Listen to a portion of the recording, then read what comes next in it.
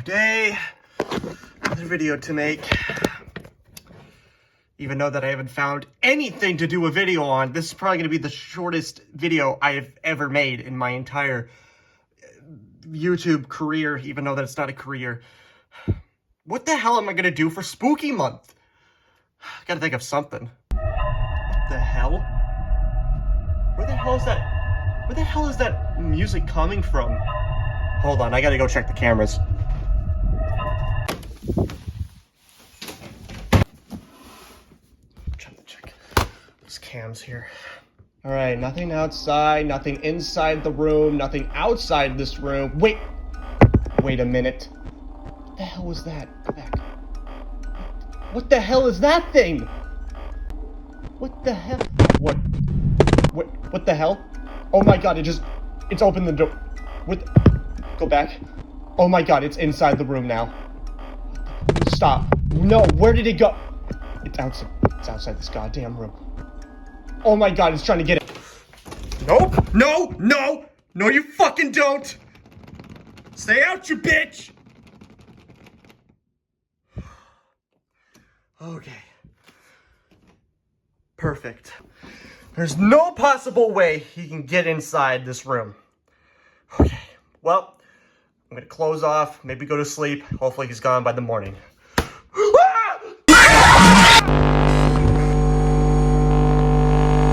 Hey guys, Rod the Nerd here, and today we're gonna be taking a look at the Five Nights at Freddy's Toy Freddy. Now this is not by Funko, by a completely different company. And yes, this is the same company that had made the endoskeleton figures that have been going around recently, and everybody's going crazy over. Same with me. But yeah, this is not a Funko product, and it's actually made by Jazwares, I think that's how you pronounce it. But yeah, this is basically the I'm guessing competitor to Funko here. And honestly, I might buy more of their stuff than Funko's, because this figure is probably one of the best modern Fnaf merchandise line things that we've had in quite a while.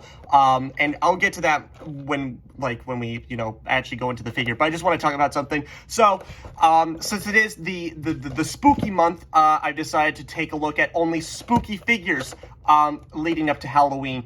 And the fact that we are in the middle of October, I don't think we're going to have enough time to crank out spooky videos in time for Halloween. It might even blend into November, depending on how my schedule works out. That's why I haven't been posting much, but I decided, you know what, it's time to get on the spooky grind, and what better way to celebrate the spooky month with some classic FNAF stuff here. But before we get into the actual figure, let's take a look at the box here. Love the packaging on this. You got the security camera, and it just looks perfectly just like in the game. You got the power, you got the usage, and you even got some of the camera layout here. You even got some of the functions of the figure. You got the jump scare action and the glowing eyes. I'll be the judge of that. On top of here, you got Freddy and all that good stuff. And in the back, you got the hallway from FNAF 2 with this really kind of nice aura going out, making it more spooky. So kind of love that. I'll flip around to the back of the box here. You've just got some more, close-ups of what the actual gimmick does. And then you also got some of the toy animatronics here as well. Toy Bonnie, Toy Chica, and Mangle. I hope I can find Mangle, because if this is a standard for what Jazwares is producing, then yes, I'm probably going to get all of them. And I hope I can find the endoskeleton ones, because this is pretty awesome, I gotta say. But enough talking about the box, let's get into the actual figure.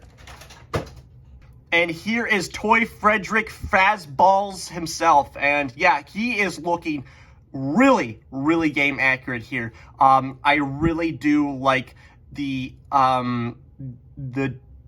what's the word? I guess not really look, but, well, yeah, I guess I like the look of the figure.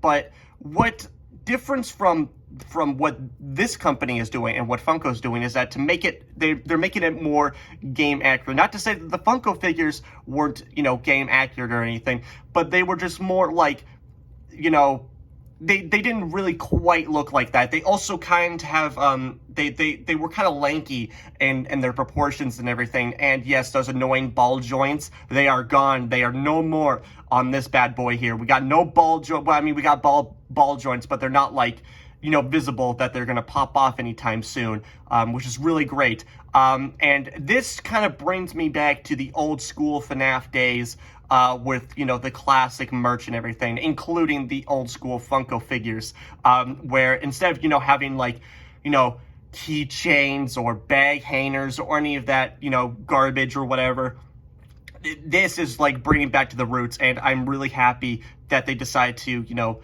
kind of go back into the original roots here with the action figures here. But unlike the action figures, these guys actually have gimmicks to them, which is really awesome. But we'll take a look at that when we get to that. But as you can clearly see, some of you might point out that the colors are pretty off. But in person, this is actually a perfect rendition of his in-game model from FNAF 2. It's just the way my light is hitting the figure, it makes him look like he's covered in shit more than, you know, he's looking like a teddy bear than everything. But they did capture his perfect roundness here, so got to give them props for that. The proportions are also very, very game accurate as well, with the giant robot feet here, and the individual kind of like ball joints on the fingers here, which don't move, unfortunately. But overall, it just looks awesome. From the bow tie here, the buttons, and the red cheeks, the teeth, the top hat looks very, very nice. Even painted inside the ears, which is also nice. Very, very clean paint job overall. Like, I've been playing with this guy for a couple of weeks now, because I haven't got time to actually make this review. But yeah, and whoa, Jesus, he's got a well-defined ass crack. Look at that. Jesus, step up your game, Funko. I want my toy Freddy figures to have ass crack. Look at that. That's well-defined too. I mean, look at that. That is Freddy ass crack if I've ever seen one. That's great. But it's looking awesome, just want to say. But we'll take a look at the gimmicks and everything like that. But let's take a look at the articulation. For the head, absolutely nothing. There is no head articulation, unfortunately. For the arms here, since it is part of the main gimmick here, where they're gonna, you know, move up and down and stuff like that. But they do have actual articulation besides the, you know, the actual jump scare. But he does have a in and out at the shoulder here. They can actually rotate, surprisingly, which was kind of crazy because I was not expecting it to rotate. But yeah, you can rotate the arms. You got a bend at the elbow here, a elbow swivel, a hinge joint at the wrist, and a swivel at the wrist as well. Looking very nice. No waist articulation. For the legs here, he has shifting hips, and they can swivel. He can kick that far, move back that far.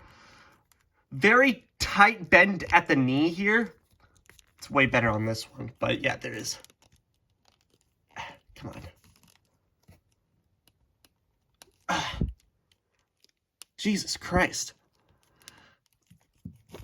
My Lord, this thing is tight. Jesus.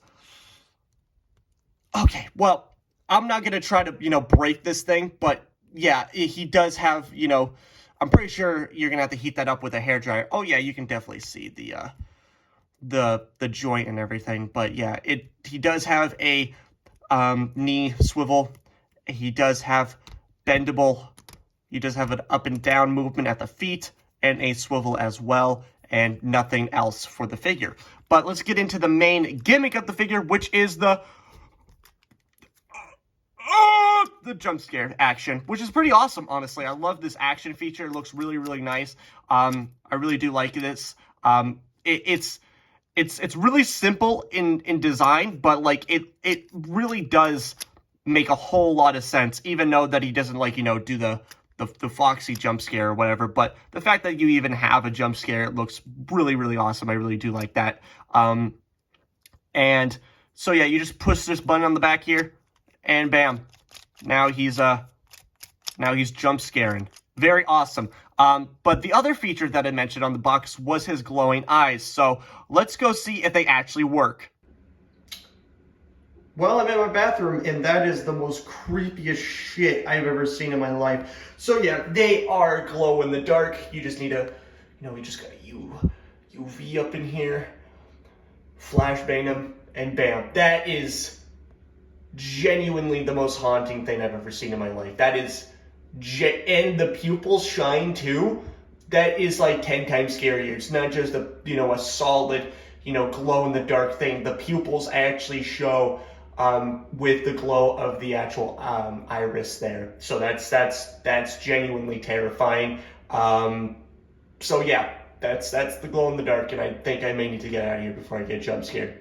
So yeah, the eyes glow in the dark very, very nicely, and I'm actually kind of surprised because you wouldn't looking at this, you wouldn't think that his eyes glow in the dark, because usually glow in the dark stuff, they have this really like bright neon green paint that allows it to glow in the dark when you shine a UV on it, or you just hang it up to the light or whatever.